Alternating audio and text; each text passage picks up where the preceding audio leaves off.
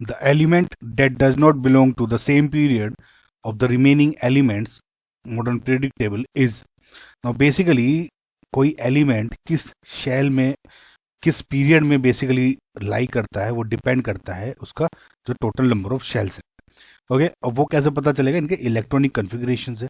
अगर आप इसको देखते हैं, पैलेडियम जिसका एटॉमिक नंबर है 46, करेक्ट, तो उसका जो शेल जो इलेक्ट्रॉनिक कन्फिग्रेशन क्या हो जाएगा? 4d8 5s2, correct. नाउ जो ये 5 है बेसिकली जो मैक्सिमम आउटर शेल है इसका, it is determining the period. So because maximum shell कौन सा इसमें 5 है, तो पीरियड इसमें क्या हो जाएगा? 5th of the period table. Similarly iridium जिसका एटॉमिक नंबर है 77, ओके, तो इलेक्ट्रॉनिक कन्फिग्रेशन हो जाएगा इसका 4f14 5d7 6s2. अगेन ये 6 है तो ये हो गया 6th पीरियड. ऑस्मियम का आपका हो जाएगा 76, तो सिमिलरली इसमें ये सब सेम रहेगा. और यहाँ पे क्या हो जाएगा? चलो मैं दोबारा लिख ही देता हूँ. xe 4f14 5d6 and 6s2. Again maximum shell कौन सा? 6, तो इट बिलोंग्स टू 6. अभी तक तो दिख रहा है कि नंबर 1 पैलेडियम ही दिखेगा जो 5th पे है. लास्ट प्लेटिनियम भी देख लेते हैं जो बेसिकली 78 पे.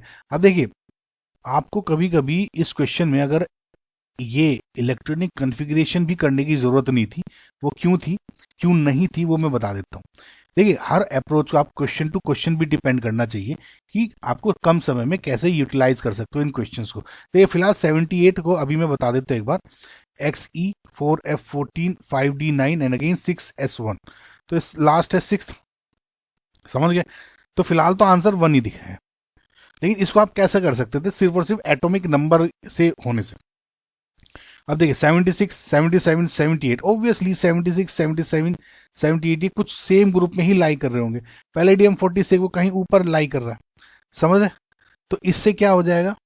आपको पता होना चाहिए था, ठीक है ये सेम ग्रुप के हैं, सेम पीरियड के हैं बेसिकली, और ये something different. Because atomic number कैसे होगा? लेफ्ट टू राइट चेंज हो रहा है ना. तो ये आप थोड़ी सी ट्रिक यूज कर सकते हैं, थोड़ी सी सेंस समझबूझ कि अगर मुझे इलेक्ट्रॉनिक कन्फिग्रेशन में टाइम वेस्ट नहीं करना है, सिर्फ एटॉमिक नंबर डाल के भी मैं कंफर्म कर सकता हूँ. लेकिन फिलहाल आप ऐसे भी कर सकते हो. ठीक है, तो जो आपका ऑप्शन नंबर 1 है इज फाइनल आंसर.